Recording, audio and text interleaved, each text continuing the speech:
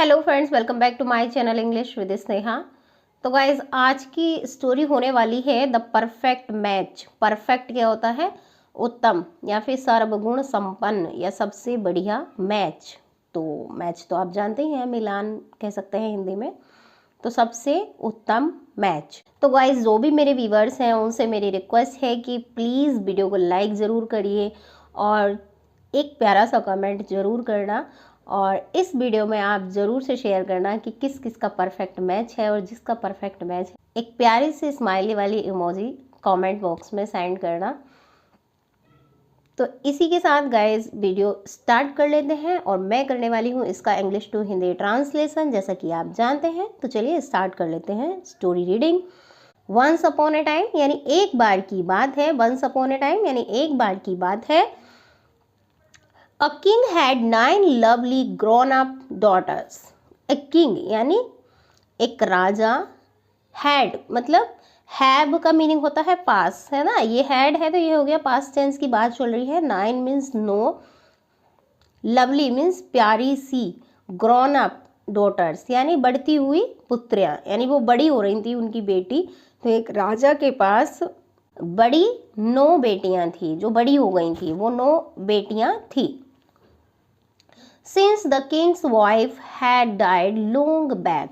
Since चूंकि the king's wife apostrophe S आया है तो मीनिंग निकलेगा कि राजा की वाइफ मतलब पत्नी, कि राजा की पत्नी had died। had died कौन सा टेंस बनेगा? पास्ट परफेक्ट टेंस, क्योंकि had हेल्पिंग वर्ब आई है और वर्ब की थर्ड फॉर्म यूज हुई है कि मर चुकी थी। लॉन्ग बैक यानी बहुत पहले। लॉन्ग बैक यानी बहुत पहले। चूंकि राजा की पत्नी बहुत पहले मर चुकी थी, he wanted to bring them up in a perfect way. he means वह, ये एक प्रोनाउन है जो कि राजा के लिए यूज हुआ है। wanted यानी चाहता था। to bring them up, them किसके लिए यूज हुआ है? डॉटर्स के लिए। ये भी प्रोनाउन है और ये डॉटर्स के लिए यूज हुआ है। bring up यानी पालन पोषण करना। इन अ परफेक्ट वे, परफेक्ट यानी उचित तरीके से या बढ़िया तरीके से उनका पालन पोषण करना चाहता था। Every morning he used to check their teeth, dresses and shoes. Every morning यानी प्रत्येक सुबह, ही मीन्स वह, यूज्ड टू चेक यानी चेक किया करता था, जांच किया करता था। यूज्ड टू यूज हुआ है यानी कि वो काम वो डेली करता था। देयर टीथ उनके दांत, ड्रेसेस मतलब पोशाकें, एंड शूज, शूज यानी जूते, कि प्रत्येक सुबह वह उनके दांत, कपड़े और जूते वगैरह चेक किया करता था। He thought that his daughter should look perfect in every way. He means वह, thought मतलब सोचा या उसने सोचा, that means कि his daughters उसकी पुत्रियां, daughters पुत्रियां, कि उसकी पुत्रियां शुड लुक मतलब दिखनी चाहिए। लुक मीन्स दिखना, देखना या दिखना, कि देखनी चाहिए परफेक्ट यानी उचित, सबसे बढ़िया, उत्तम। इन एवरी वे हर तरीके से। तो वह चाहता था कि उसने सोचा कि उसकी जो बेटियां हैं वो हर तरीके से परफेक्ट लगनी चाहिए। एवरी वीक यानी प्रत्येक वीक यानी सप्ताह, he use to make an announcement that he was looking for a perfect match for his 9 perfect daughters. He means वह, use to make an announcement. Make an announcement का meaning होता है घोषणा करना। घोषणा, अनाउंसमेंट घोषणा, मेक मतलब करना, कि वह प्रत्येक सप्ताह एक घोषणा किया करता था। दैट मीन्स कि ही वॉज लुकिंग यानी वह वॉज लुकिंग, कौन सा सेंटेंस बन रहा है? Past continuous tense. Was helping verb use हुई है और आईएनजी फॉर्म यूज हुई है वर्ब की, कि वह ढूंढ रहा था। और हाँ, यहाँ पे लुकिंग फॉर आ गया ना। फॉर जब लुक के बाद फॉर आ जाता है तो मीनिंग अलग हो जाता है, कि तलाशना मीनिंग निकल जाता है, या ढूंढना, कि वह ढूंढ रहा था ए परफेक्ट मैच, एक उचित match, for his 9 perfect daughters. 4 means के लिए, हिज मीन्स उसकी, 9 मीन्स 9 परफेक्ट डॉटर्स यानी सर्वगुण संपन्न पुत्रियों के लिए सर्वगुण संपन्न मैच ढूंढ रहा था। No prince came forward to marry them as nobody wanted perfect wives. No prince यानी कोई भी राजकुमार, नो प्रिंस यानी कोई भी राजकुमार, केम आया, फॉरवर्ड मतलब आगे, नो है तो बोलेंगे कि कोई भी राजकुमार आगे नहीं आया। टू मैरी, मैरी मतलब शादी करना, मैरी शादी करना, दैट मीन्स उनसे, कि उनसे शादी करने के लिए कोई भी राजकुमार आगे नहीं आया। एज क्योंकि, नोबडी मतलब कोई नहीं, वांटेड मतलब चाहता था, परफेक्ट वाइफ्स, वाइफ्स क्या होता है पत्नियां, वाइफ का मीनिंग वाइफ का प्लूरल होता है वाइफ्स।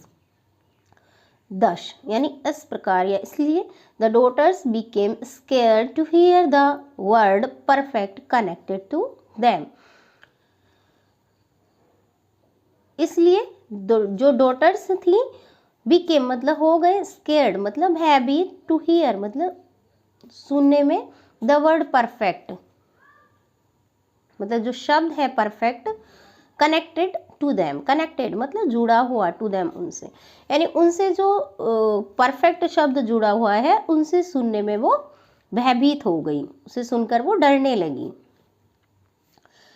वन डे यानी एक दिन, द डॉटर्स थॉट पुत्रियों ने सोचा, we will never get married, we means हम, विल आया है तो फ्यूचर टेंस यूज हो जाएगा, यहाँ पे फ्यूचर टेंस है, will never get married, never मतलब कभी नहीं, गेट मैरिड शादी करेंगे, कि हम कभी नहीं शादी करेंगे, ड्यू टू मतलब के कारण, दिस वियर्ड प्रोक्लेमेशन, प्रोक्लेमेशन होता है उद्घोषणा या फिर घोषणा ही मान सकते हैं, कि इस विचित्र घोषणा से या इस अजीब घोषणा से के कारण हम कभी शादी नहीं करेंगे।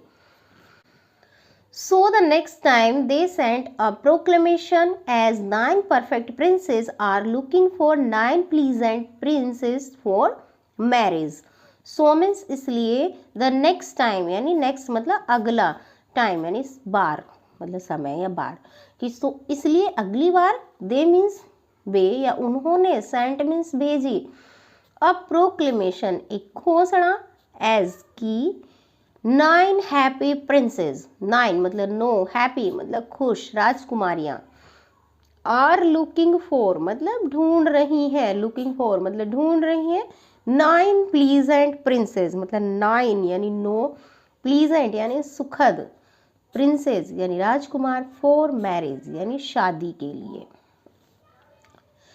कि 9 खुश राजकुमारियां शादी के लिए 9 सुखद राजकुमार ढूंढ रही हैं।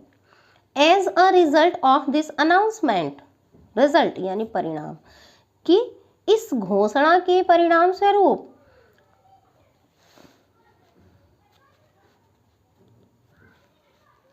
All the 9 princesses got married in 6 months, कि इस घोषणा के परिणाम स्वरूप ऑल मीन्स सारी, 9 प्रिंसेस 9 राजकुमारियां, गॉट मैरिड यानी शादी कर ली, इन 6 months की 6 महीने में, कि इस घोषणा के परिणाम स्वरूप सारी मतलब जो सारी 9 राजकुमारियां थी 6 महीने में शादी हो गई।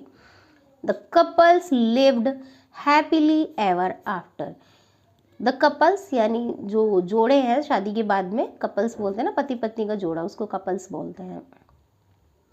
लिव्ड मतलब रहने लगे, हैप्पीली मतलब खुशी से, एवर आफ्टर यानी इसके बाद जो कपल्स थे वो खुशी से रहने लगे। तो गाइज ये थी आज की स्टोरी, आई होप आपको पसंद आई होगी, तो प्लीज़ वीडियो को लाइक कर देना, चैनल को सब्सक्राइब कर लेना, बेल आइकन प्रेस कर लेना।